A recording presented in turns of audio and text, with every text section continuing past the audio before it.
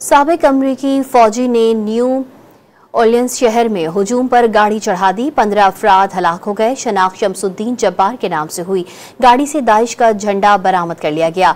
उधर Las Vegas में भी अमरीकी स्पेशल फोर्स के साबिक मुलाजिम ने टेस्ला की गाड़ी को बम से उड़ा दिया। टेस्ला के मालिक एलॉन मस्क ने धमाका दहशतगर्दी करार दे दिया।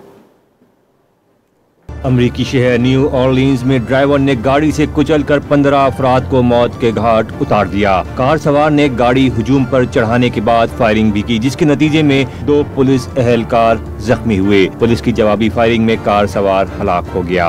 42 साला मुलजिम की शनाख्त शमसुद्दीन जब्बार के नाम से हुई। मुलजिम साबिक अमरीकी फौजी निकला। अफगानिस्तान में भी तैनात रहा। गाड़ी से दाइश का झंडा भी बरामद कर लिया गया। FBI ने वाकया दहशतगर्दी करार देकर मुलजिम के साथियों की तलाश शुरू कर दी। अमरीकी सदर जो बाइडेन ने वाकये की मजम्मत करते हुए किसी भी किस्म के तशद्दुद को नाकाबिल कबूल करार दे दिया। उधर अमरीकी शहर लास वेगस में ट्रंप के होटल के बाहर ड्राइवर ने टेस्ला की इलेक्ट्रिक गाड़ी को बम से उड़ा दिया। ड्राइवर मौके पर हलाक हो गया। शनाख्त 37 साला मैथ्यू लेवर्सबर्ग के नाम से हुई। मुलजिम अमरीकी स्पेशल फोर्सेज में खिदमत सरअंजाम दे चुका है। टेस्ला के मालिक एलन मस्क ने धमाका दहशतगर्दी करार दे दिया। दूसरी जानिब अमरीकी शहर न्यूयॉर्क के नाइट क्लब में गोलियां चल गईं। 13 अफराद शदीद जख्मी हो गए। हमलावर की गिरफ्तारी या हलाकत के बारे में कोई तफसीलात सामने नहीं आ सकी।